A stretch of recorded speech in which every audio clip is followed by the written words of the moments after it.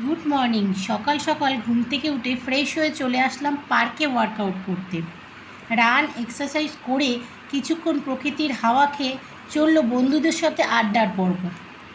অবশেষে টুকটুক করে বাড়ি চলে আসলাম। বাড়ি এসে ব্রেকফাস্ট করে মায়ের হাতে হাতে রান্নার জোগাড় করলাম, কারণ আজ বাবার জন্মদিন। একদিকে চলছে পায়েস রান্নার প্রস্তুতি, অন্যদিকে চলছে বিরিয়ানির প্রস্তুতি। অবশেষে পায়েস রান্না কমপ্লিট হলো।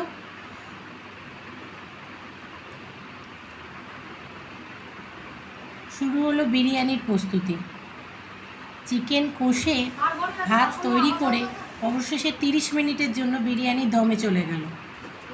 আর আমি চলে গেলাম স্নানে। স্নান সেরে প্রতিদিনের মতো আজও পুজো সারলাম, কারণ এই কাজটা আমি করতে ভালোবাসি। করলাম ভোলা বাবার পুজো। তারপর সোজা চলে গেলাম লাঞ্চের জন্য।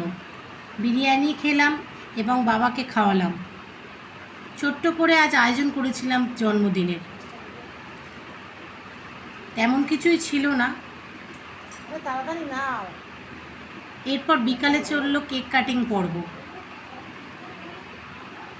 বাবা কাটলো কেক, তারপরে খাওয়া হলো সবাই মিলে। এরপর কেক খেয়ে বেরোলাম একটু বাইরের দিকে ঘুরতে।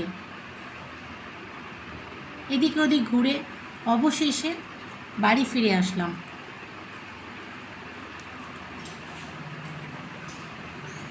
আর ডিনার করে শুতে চলে গেলাম। Good night.